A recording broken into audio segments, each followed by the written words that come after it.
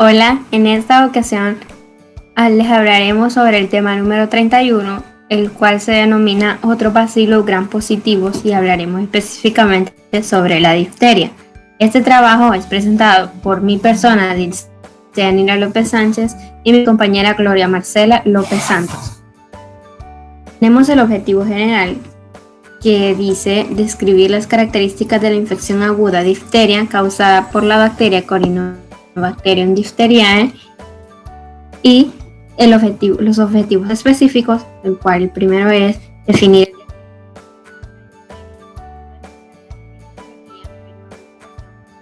la patogenia, manifestaciones clínicas, tratamiento y prevención de la difteria. Vamos a empezar con las generalidades sobre la difteria. Se dice que esta es una infección nasofaríngea y cutánea causada por Corynebacterium diphtheriae. Las cepas toxígenas de Corynebacterium diphtheriae producen una toxina proteínica que ocasiona toxicidad generalizada, miocarditis y polineuropatía.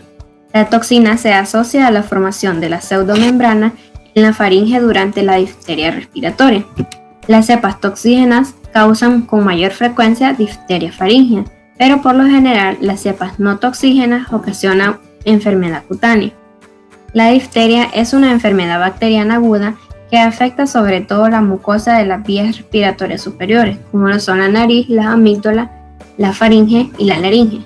También afecta la piel o en raras ocasiones la mucosa de otras zonas, como pueden ser la conjuntiva, la vagina o el oído. Las infecciones asintomáticas superan en número a los casos manifiestos. En los casos moderados o graves de difteria respiratoria hay dolor de garganta moderada o intenso, con adenomegalia cervical dolorosa. Esta última, combinada con una notable hinchazón, puede ocasionar el llamado cuello proconsular. Las membranas faríngeas pueden extenderse a la tráquea o evolucionar hasta obstruir las vías respiratorias. La difteria nasal puede ser leve o crónica y con excoriaciones nasales unilaterales y secreciones sanguinolentas. Las lesiones de la difteria cutánea son variables y puede ser imposible distinguirlas del impétigo. En la historia de la enfermedad se dice que fue descrita por Hipócrates 500 años antes de Cristo. La palabra difteria viene del griego diphthera, que significa membrana. La difteria ha sido una de las enfermedades más temidas. Su mortalidad llegaba al 50%. Tras descubrir la antitoxina a finales del siglo XIX, la mortalidad bajó en Europa hasta un 15%. En 1923 se usa por primera vez el toxoide como vacuna, aunque su uso tardó décadas en generalizarse. En la mayoría de los países industrializados, la difteria ha desaparecido o se producen casos aislados. Donde aún se producen casos, afecta sobre todo a niños de edad preescolar y escolar. Aunque la antitoxina y los modernos cuidados intensivos han reducido la mortalidad de la difteria en países industrializados, sigue siendo alta en muchos países en desarrollo. En España era llamada garrotillo, pues la muerte por asfixia que causaba recordaba a los ajusticiados mediante garrote vil. La incidencia anual disminuyó de forma importante tras iniciarse campañas de vacunación en 1965, pasando de 27.500 casos en 1940 a 248 en 1966. En nuestro país, en 1987, la OMS notificó los últimos casos de difteria. La epidemiología. La Corynebacterium diphtheriae se transmite por propagación de gotas, por contacto directo con infecciones cutáneas y en menor grado por medio de fómites. Algunos sujetos se convierten en portadores convalecientes faríngeos o nasales y continúan albergando al organismo por semanas, meses o incluso puede ser más tiempo. La difteria es inusual en ocasiones donde se utiliza la inmunización generalizada. Esta es una enfermedad de los meses fríos en las zonas templadas, que afecta principalmente a los niños menores de 15 años de edad que no han sido vacunados o tienen inmunización incompleta. Sin embargo, puede presentarse en los adultos de grupos de poblaciones con baja cobertura de la vacunación. En los trópicos, los casos de difteria asintomática, cutánea y por heridas son mucho más comunes. Puede haber epidemias de difteria en la población susceptible. En 1990, en la Federación de Rusia surgió un brote epidémico masivo de difteria que se extendió a todos los países de la antigua Unión Soviética y a Mongolia. Entre los factores que contribuyeron a ello destacaron una mayor susceptibilidad de los adultos al declinar inmunidad inducida por la vacuna y la falta de inmunización completa de los niños, debido a contraindicaciones no justificadas, a campañas contra la vacuna entre la población y el deterioro de la situación socioeconómica. Mientras en muchas regiones se ha controlado la difteria en años recientes mediante la vacunación efectiva, ha habido brotes esporádicos en Estados Unidos y en Europa. La difteria todavía es frecuente en el Caribe, Latinoamérica y la India, donde no se refuerzan los programas de inmunización masiva. También se ha informado de brotes en Argelia, China y Ecuador. Antes de que se iniciara la época de la vacunación, la mayoría de los individuos de mayores de 10 años de edad tenían inmunidad contra Corynebacterium difteriae. Se dice que en regiones templadas hay difteria respiratoria durante todo el año, pero con mayor frecuencia durante los meses de invierno. Todavía se informan brotes epidémicos importantes de difteria y mortalidad relacionada con esta enfermedad en muchos países de vías de desarrollo, sobre todo en África y en Asia. Las estadísticas recopiladas por la Organización Mundial de la Salud indican que informaron alrededor de 7.000 casos de difteria en 2008 y cerca de 5.000 muertes por difteria en 2004.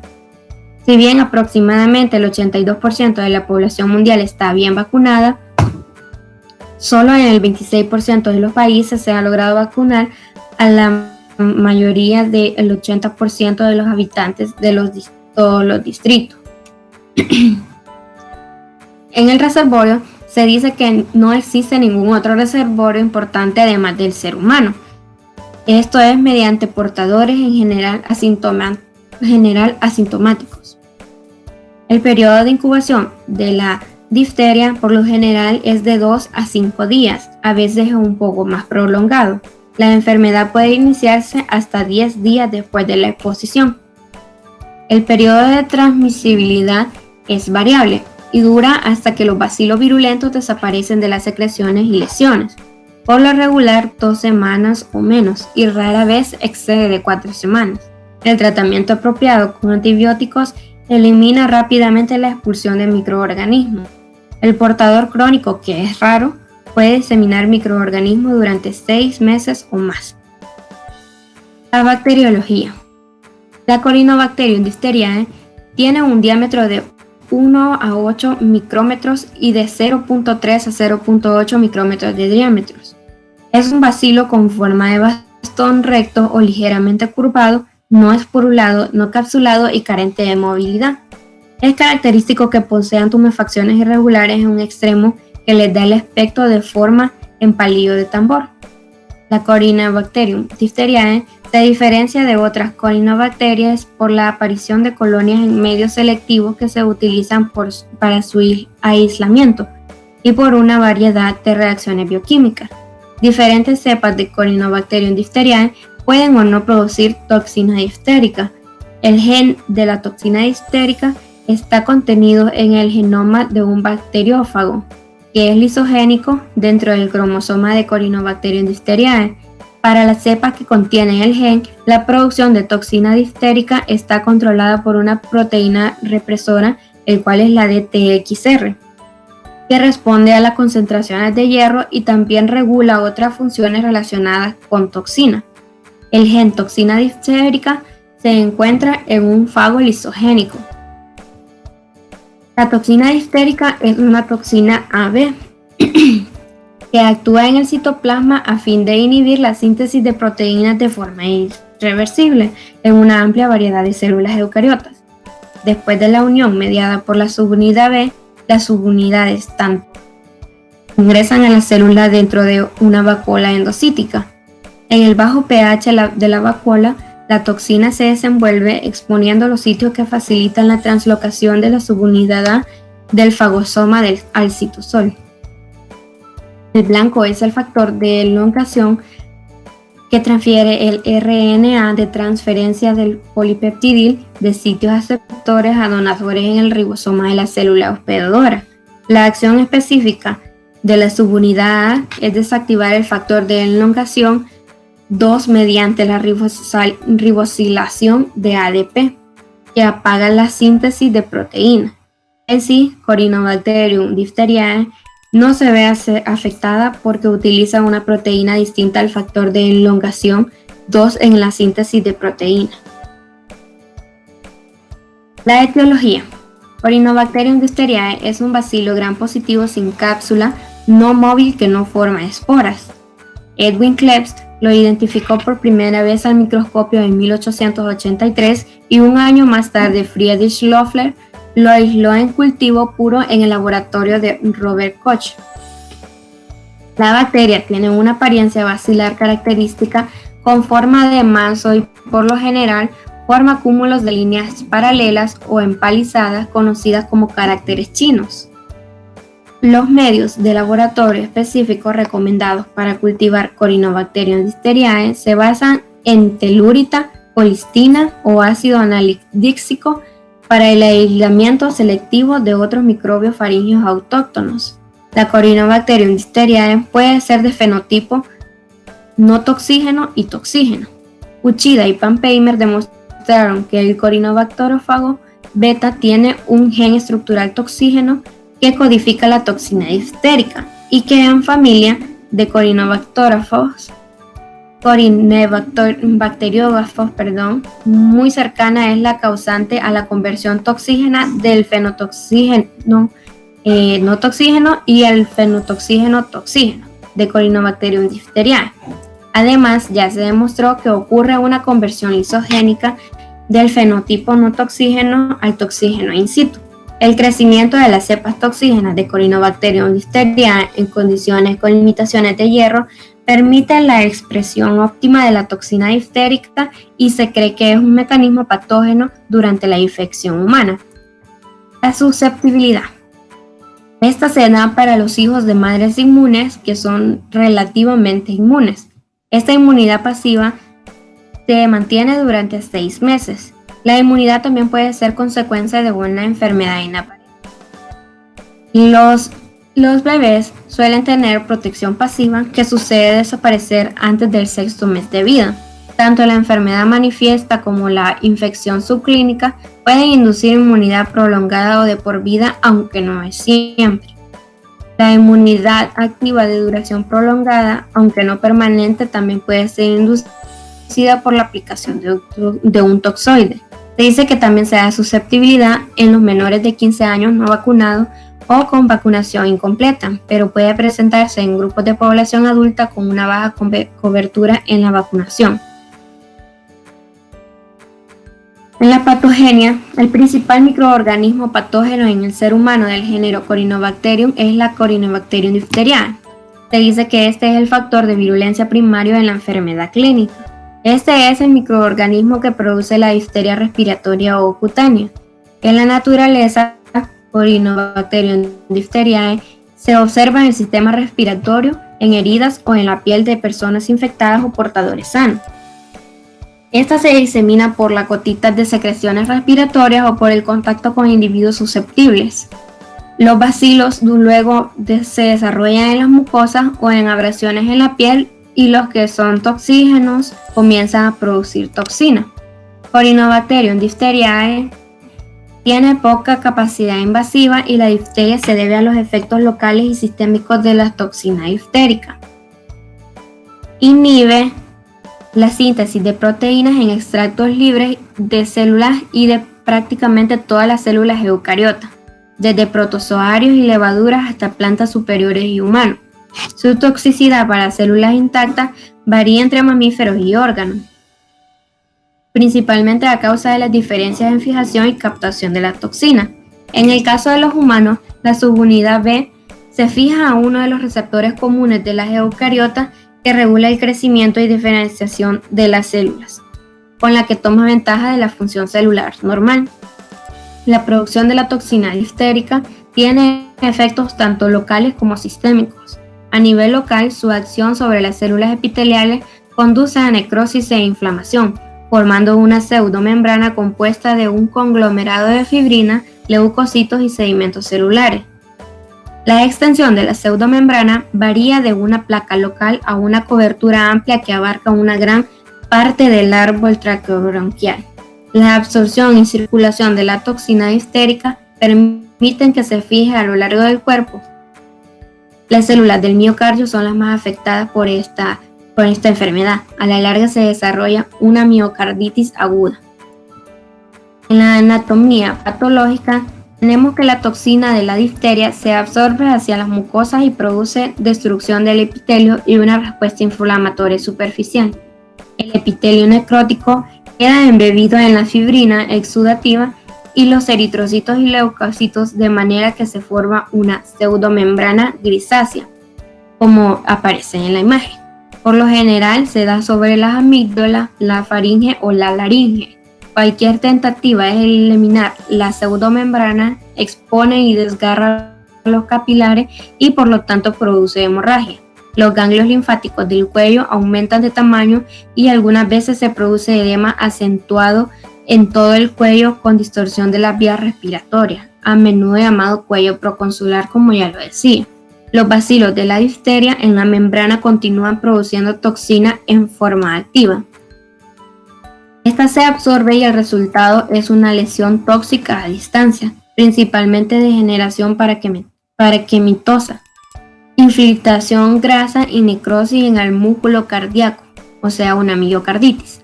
También se da en el hígado y en los riñones queda una necrosis tubular y las glándulas suprarrenales, acompañada en ocasiones de hemorragias macroscópicas. La toxina además provoca lesión de los nervios que se conoce como desmielinización, cuyo resultado es a menudo parálisis del paladar blando, músculos oculares o sus extremidades. La difteria cutánea o de heridas es más frecuente en los trópicos, aunque también se ha descrito algunos casos en climas templados entre alcohólicos, indigentes y otros grupos empobrecidos.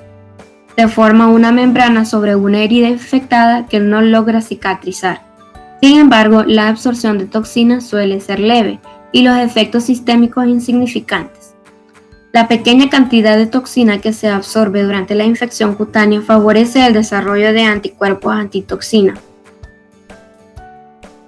La virulencia de los bacilos diftéricos se debe a su capacidad para establecer la infección.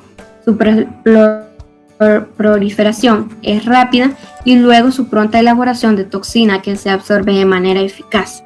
Corynebacterium diphtheriae no tiene que ser toxígeno para establecer una infección localizada, como por ejemplo en la nasofaringe o en la piel, pero las cepas antitoxígenas no producen efectos tóxicos localizados o sistémicos. La Corynebacterium diphtheriae no invade activamente tejidos profundos y prácticamente nunca entra en la circulación sanguínea. Sin embargo, es notable que en el transcurso de los últimos 2 decenios ha aumentado los informes sobre infecciones invasivas como la endocarditis y septicemia debida a Corynebacterium diphtheriae no toxígena. Con la inmunidad. La toxina diftérica es antigénica y estimula la producción de anticuerpos antitoxina protectores durante la infección natural. Tratar la toxina con formalina produce un toxoide que retiene la antigenicidad, pero no la toxicidad de la toxina nativa, y que se utiliza en la inmunización en contra de la enfermedad. Queda claro entonces que este proceso desactiva el fragmento B en términos funcionales. El que también desactiva el fragmento A o que prevenga su capacidad para disociarse del fragmento B es algo que aún no se sabe. Los estudios moleculares de la estructura y la acción de la subunidad A sugieren que otro abordaje de inmunización podría ser el diseño genético de la subunidad A, de modo que este sea incapaz de fijar el efecto de elongación al tiempo que se retiene su antigenicidad.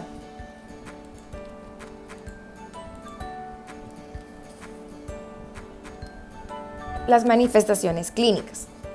Después de un periodo de incubación de 2 a 4 días, la difteria por lo normal se manifiesta como una faringitis o una amigdalitis.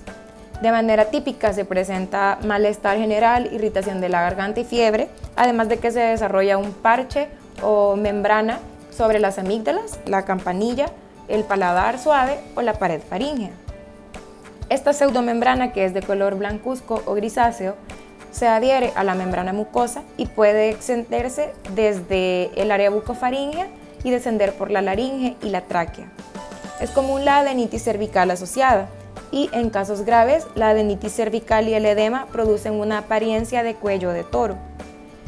En casos no complicados, la infección se resuelve de manera gradual y la membrana se expectora después de 5 a 10 días.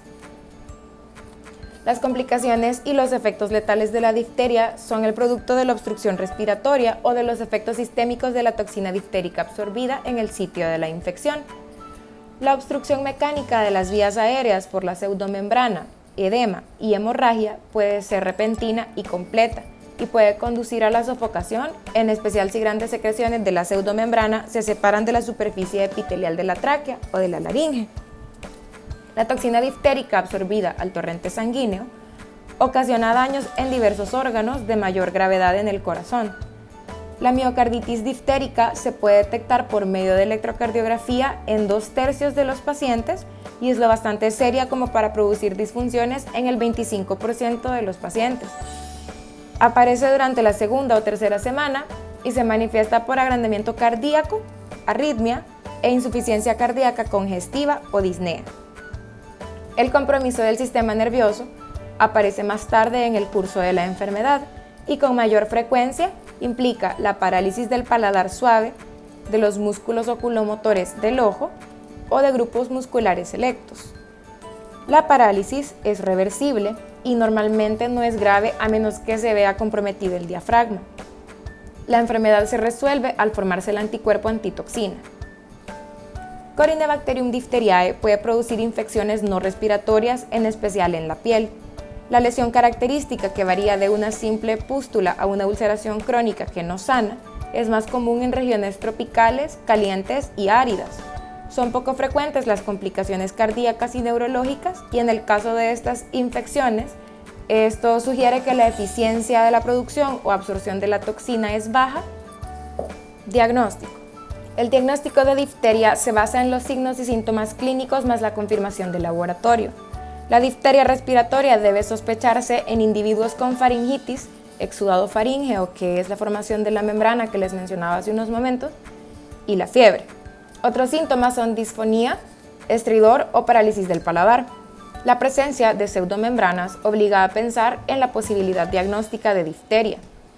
Una vez que se establece el diagnóstico de difteria, es ideal comenzar con el tratamiento lo antes posible. El diagnóstico de laboratorio se basa en el cultivo de Corynebacterium diphtheriae o Corynebacterium ulcerans, toxígena del sitio de la infección o en lesiones con datos histopatológicos característicos.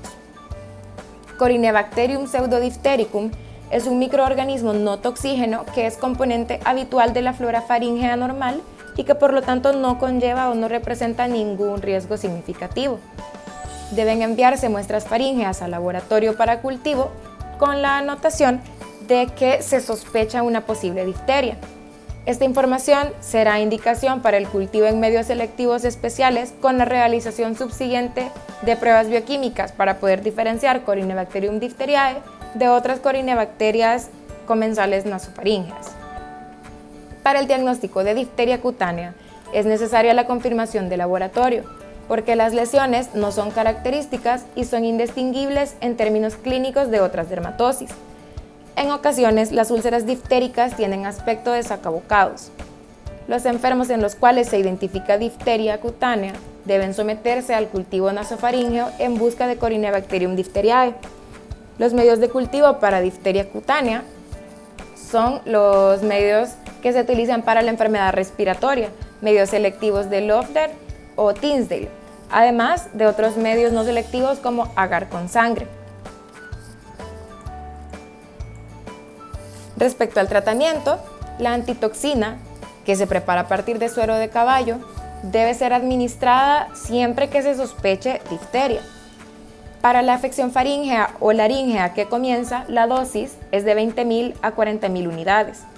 En la enfermedad nasofaríngea moderada se prescriben de 40.000 a 60.000 y en la enfermedad grave, extensa o tardía, considerada así de 3 días o más, La dosis es de 80.000 a 100.000 unidades.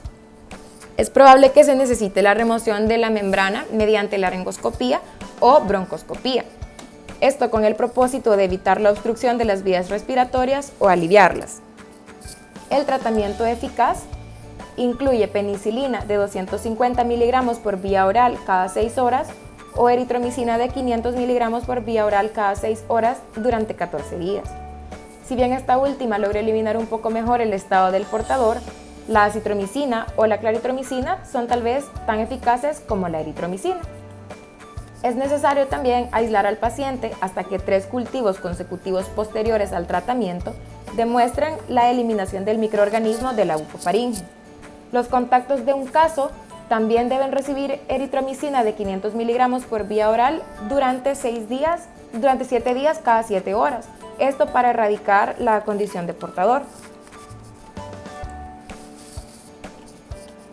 Las pseudomembranas diftéricas letales por lo general se observan en pacientes con concentraciones no protectoras de anticuerpos y en individuos no vacunados. Las pseudomembranas pueden aumentar de tamaño después de que se detectaron por primera vez. Los factores de riesgo de muerte incluyen difteria con cuello de toro, miocarditis con taquicardia ventricular, fibrilación auricular, bloqueo cardíaco completo, sobre todo en personas mayores de 60 años y menores de 6 meses o con alcoholismo, pseudomembranas extensas y afectación laríngea, traqueal o bronquial. Otro factor pronóstico importante de resultados adversos es el intervalo entre el desarrollo de la enfermedad local y la administración de la antitoxina. La difteria cutánea tiene una baja tasa de mortalidad y rara vez se asocia a miocarditis o neuropatía periférica.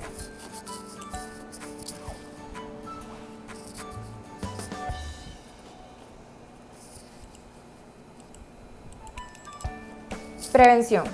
El pilar de la prevención contra la difteria es la inmunización.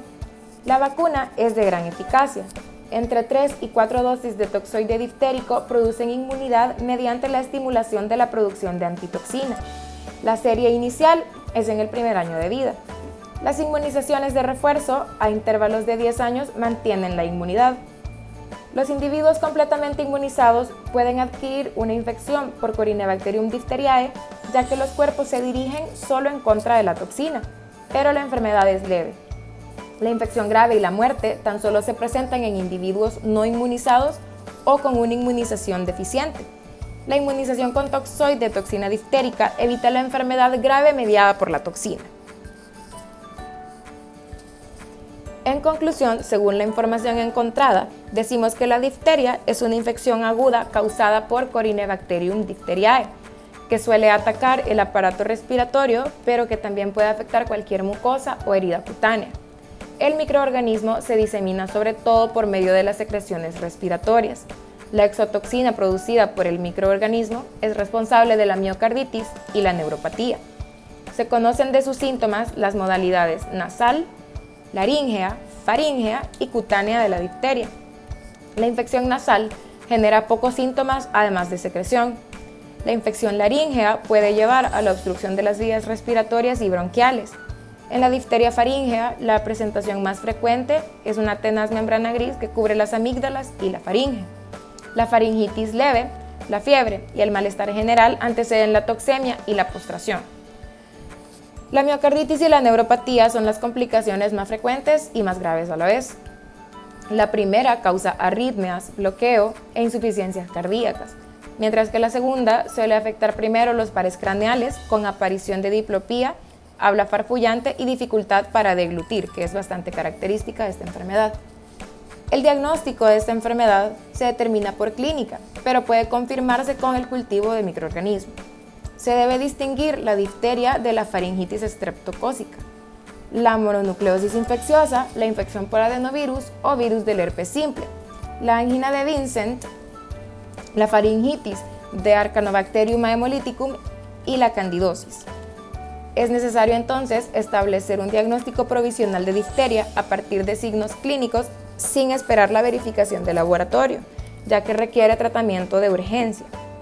Puesto que la difteria es principalmente resultado de la acción de la toxina formada por el microorganismo más que de la invasión por él mismo, La resistencia a la enfermedad depende en gran parte de la disponibilidad de la antitoxina neutralizante específica en el torrente sanguíneo y también en los tejidos. En general, es verdad que la difteria ocurre solo en personas que no poseen anticuerpos de antitoxina inmunoglobulina G. La mejor manera de valorar la inmunidad a la toxina de la difteria en pacientes individuales es mediante el análisis de las inmunizaciones con toxoide diftérico documentadas y, en caso de ser necesaria, la inmunización primaria o de refuerzo.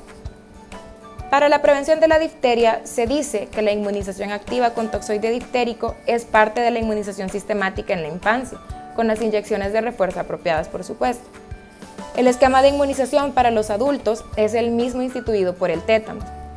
Las personas susceptibles expuestas a la difteria deben recibir una dosis de refuerzo de toxoide diftérico o una serie completa si no se recibió inmunización previamente, además de un ciclo de penicilina o eritromicina. Su tratamiento se basa en la administración de antitoxina siempre que se sospeche difteria. Este anticuerpo se prepara a partir del suero de caballo. Se administran antibióticos en el tratamiento de la difteria, sobre todo para evitar la transmisión a otros contactos susceptibles. Los antibióticos también impiden la producción adicional de la toxina y reducen la gravedad de la infección local. Las opciones recomendadas para el tratamiento de individuos con difteria respiratoria son las siguientes: penicilina G procaínica en dosis de 600.000 unidades para niños, de 12.000 a 25.000 unidades por kilogramo de peso cada 12 horas, hasta que el paciente pueda deglutir con comodidad, después de lo cual se administra penicilina en dosis de 125 a 250 miligramos cada 6 horas, hasta completar un ciclo de 14 días. La eritromicina en dosis de 500 miligramos cada 6 horas y en niños de 40 a 50 miligramos por kilogramo de peso diario en 2 a 4 dosis divididas, hasta que el paciente pueda deglutir con comodidad, después de lo cual se administran 500 miligramos cada 6 horas, 500 miligramos vía oral cada 6 horas hasta que se complete un ciclo de 14 días. Muchas gracias.